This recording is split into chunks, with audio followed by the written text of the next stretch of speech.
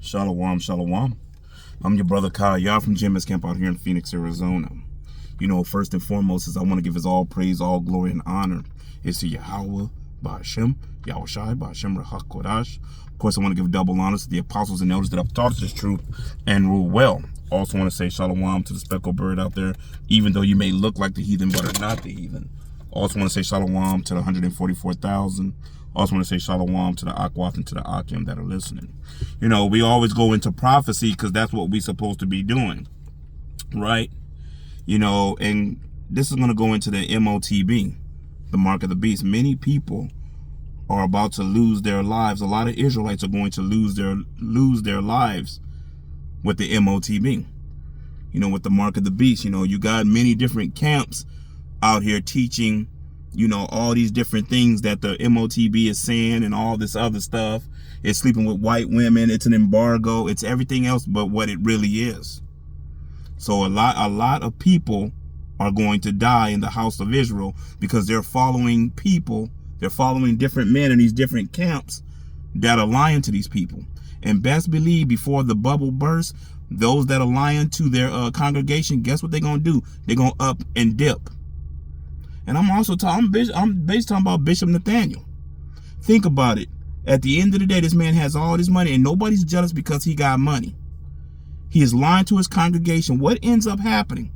Remember, he had a dream. He always said, well, what was a dream that he had that his congregation basically beat him. Probably beat him to death or whatever. You know? Why? Because he lied to them. So any man right now, you think about it, you got the bag, you got a passport. Before the bubble bursts, what do you think he may do? Jump and leave. He probably ain't gonna sit there and tell his congregation the truth. He ain't gonna say, well, you know what, GMS was right. It is the RFID microchip. Many people are about to lose their lives in these different camps. You know, just to say. And matter of fact, I'm at the plantation. You might start seeing people walk past in the back or past the car. I don't care. You know, I want to do a lesson. So, you know, this is Revelation, right? Chapter 13, right? And we're going to start at verse 16. And it says, and he causes all, both small and great, rich and poor, free and bond, to receive a mark in their right hand or in their foreheads, and that no man might buy or sell save he that had the mark. First and foremost, buy and sell. Everybody should know you can't buy with sin. Ain't nobody going to the grocery store and saying, look, man, I sinned up a storm 2 days ago. What can I get with it? That's not gonna happen. Number two, let's think about this. There's what's going on right now? The tariffs, right? Going into them tariffs. After them tariffs go full blast, what do you think is going to come? When there ain't going to be nothing that folds and nothing that jingles. The Motb is going to come. The mark of the beast is going to come. The RFID microchip is what's going to come, because that's how you're going to be able to buy or sell. You know, this is the crazy thing. Even Christians, you know, these wayward Christians out here will tell you, yes, the RFID microchip. But Bishop Nathaniel and other groups are saying otherwise. What do you wonder why? It's all for the bag. Or he signed a 501c3. Because ain't nobody can be that plain and stupid. And I don't believe Bishop Nathaniel is stupid. I believe he do know what it really is. But he's not telling his congregation. Meaning what? At the end of the day, he's going to fall in Ezekiel, the 33rd chapter. He's going to find a lot of blood upon his hands. So y'all understand how serious this is. Why we keep telling you, you know, here at GMS, we tell you what it is. It's the RFID microchip. It is what it is. The Motb is the RFID microchip, which is coming, and it's coming quick. You know? And we tell Israel, don't take it. But we know majority ain't gonna listen. And you're gonna find yourself on that path to death. Matter of fact, you know, there's a scripture I wanted to get to about deceit, right? Because a lot of these camps are deceiving their congregation for the money, for the bag. What is that? Jeremiah. Let's go to Jeremiah, right? The 14. So it's going to be Jeremiah, the 14th chapter, right? And I believe we're going to start at verse 14. And it's going to be, this is going to be a quick lesson because this is my lunch break. It's going to be pretty quick. Jeremiah 14:14. Then the Lord said unto me, the prophets prophesy lies. In my name I sent them not, neither have I commanded them, neither spoke unto them. They prophesy unto you a false vision, a divination, and a thing of naught, and the deceit of their hearts, the deceit of their minds. Sitting there lying to the people. We all should understand the word deceit, to lie, to trick. To tell somebody it's this when it's not, when it's something else. And at the end of the day, like I was saying earlier, these people, these men are going to have a lot of blood upon their hands. And at the end of the day, you can see they don't care. Me personally, do I think Bishop Nathaniel is going to change? Most likely not. He gonna keep teaching. He gonna keep teaching all this nonsense, going into the book of Job when that had nothing to do with the Motb. To keep fooling his congregation. And you got to think some people in that congregation have to have some kind of wisdom and wisdom, like this just don't make no sense. But at the end of the day, matter of fact, what is that? Ezekiel, right? I was just thinking about it. Ezekiel 33, right? Is where I want to go. And let's see verse 7. Let me see. Here we go. Is that what I wanted? Oh man, let's get verse 8. Ezekiel 33:8. When I say unto the wicked, O wicked man, thou shalt surely die, if thou does not speak to warn the wicked from his ways, that wicked man shall die in his iniquity, but his blood will I require at thy hand. Well, what do you think we do? We give the house of Israel a warning so the blood does not get upon us, upon our hands. That's going to be a requirement going to Bishop Nathaniel, all these other Israelite camps that are teaching lies when it comes to the Motb or anything else. Also lying on Yahweh Bashim Yahushua, not giving the correct name. When the scriptures tell you that his people would know his name. Those that were doing the will of Yahweh Bashim Yahushua would know his name. And that's another crazy thing. Bishop Nathaniel knows Yahweh Bashim Yahushua. He knows the name. He used to teach it back in the day. Now he's talking about Christ bless and Jesus and all that nonsense. Christ bless, you might as well say Jesus. At the end of the day, teaching his congregation that basically the Motb is something else. It's sleeping with white women. It's an embargo. It's everything else than what it really is. And we keep telling you, you cannot buy with sin. Somebody showed me they bought a loaf of bread with sin. I'll wait. That they paid their car payment with sin. Come on now. Matter of fact, let's go to another scripture. And I know I'm going kind of quick, But like I said, only got so much time. So let's see. What's another scripture I was thinking about here at the plantation? John, right? Let's go to the book of John. What is that? Is it 10 and 12? John chapter 10. And let's see. And I'm going to get verse 12. Man, this is Yahweh Shai speaking. Let's see. John 10 and 12. But he that is an hireling and not the shepherd, whose own the sheep are not, seeth the wolf coming, and leaveth the sheep, and fleeth, and the wolf catches them, and scattered the sheep. Well, let me see. I'm going to read a little further. Well, at the end of the day, you know what? At the end of the day, hey, man, who's the hireling? He left the sheep behind. In other words, he sold them up the river. He got what he wanted out of them, and he bounced on them. That's why I made the comment. That's just me speaking as a man when I said that, yeah, most likely the chances are, this man ain't going to turn around and tell the truth. This man is going to keep this lie going. And before the bubble burst, it would not surprise me for him to jump up and try to leave the country.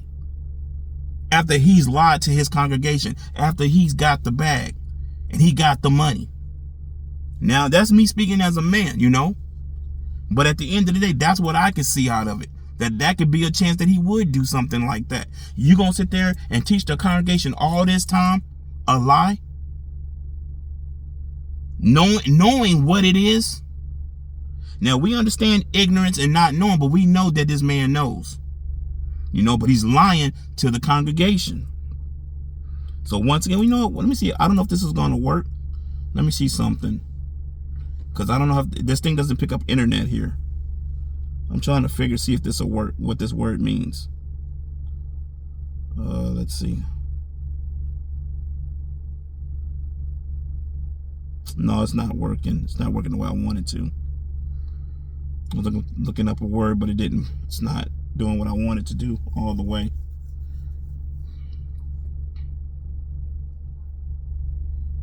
Oh man, let's get in the NLT. John 10 and 12 in the NLT, right? A hired hand will run when he sees a wolf coming. He will abandon the sheep because they don't belong to him, and he isn't their shepherd. And so the wolf attacks them and scatters the flock. Well, at the end of the day, what do you think is about to happen? You know, that, hey, he gonna jump up and he gonna bounce. And then guess what? All them gonna fall into what? The hand of Esau, Edom, and it is what it is. You know, a lot of them are gonna take this. A lot of them gonna run right to Esau and take this, just like the jump shot.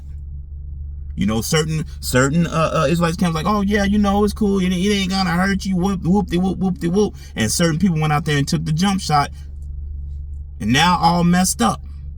You know, that's crazy. A hired hand will run when he sees a wolf coming. He will abandon the sheep. He gonna bounce at the end of the day after lying to him and whatnot. You're going to see that's probably why he had that dream. When he had that dream about them whooping his ass. You know?